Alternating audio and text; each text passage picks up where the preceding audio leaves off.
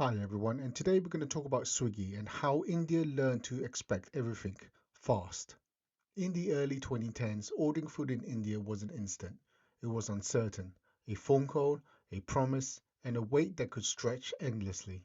Sometimes the food arrived late, sometimes it arrived cold, and sometimes not at all. There were menus but no guarantees, options but no reliability. In a country of 1.4 billion people, that inconsistency was the real problem. Then came the question that would quietly change everything. What if food delivery wasn't a gamble, but infrastructure? This was the gap that no one owned. India didn't lack restaurants, it lacked coordination. Every delivery depends on the restaurant staff, traffic, guesswork, and hope.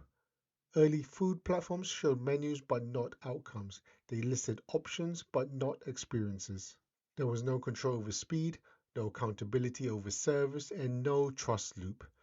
Urban India was modernizing fast, but food delivery was still stuck in the past. This gap didn't look glamorous, but it looked enormous. In 2014, in Bengaluru, three founders made an unconventional decision. They didn't start a restaurant, but they started a delivery business. Swiggy wouldn't just connect customers to food, but it would control the journey in between. They built their own rider fleet, their own routing system, and their own delivery guarantees. This wasn't a food startup, this was a logistics company wearing a restaurant app's face. Street by street, zone by zone, Swiggy didn't scale fast, it scaled right. And slowly, something changed. Food started arriving on time. Reliability creates trust, and trust creates repetition. Soon, people weren't ordering food because they felt lazy, they ordered because it worked. Weeknights replaced cooking, late nights gained new menus. Small restaurants found customers they could have never reached alone. Food delivery stopped being a luxury, but it became a routine, and routines are powerful. Swiggy didn't grow quietly, it triggered a war. Across India, companies raced to capture the same habit. Zomato, once focused on discovery, pivoted aggressively. Logistics, subscription, branding, and scale. Uber Eats India entered with global muscle, but struggled with local economics.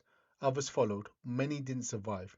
The battleground wasn't price, it was speed. Delivery times fell, expectations rose, and discounts burnt cash. But one thing became clear: India would no longer wait for an hour for food.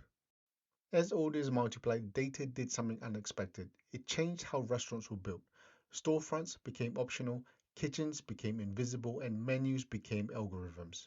Cloud kitchens exploded, and Swiggy could predict what would sell, where, when, and why.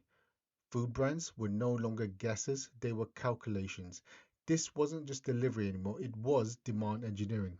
Then, Swiggy made his boldest move yet. Not food, but time. With Instamart, Swiggy promised groceries in minutes and not hours, challenging players such as Blinkit. Milk, snacks, essentials delivered faster than a trip downstairs.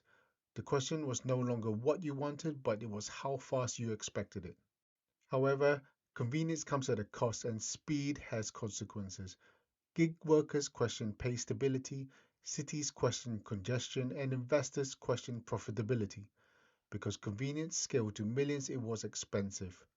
The future wouldn't be about who delivered fastest, but it would be who could be sustainable. Swiggy didn't invent food delivery, but it normalized certainty. It taught a generation that food should be trackable, time should be predictable, and convenience should be instant. And once expectations have changed, they never go back. This wasn't just a company, it was a shift in how India lives. If you found this story interesting, then let me know in the comments below, and don't forget to like and subscribe for further videos. Thanks for listening.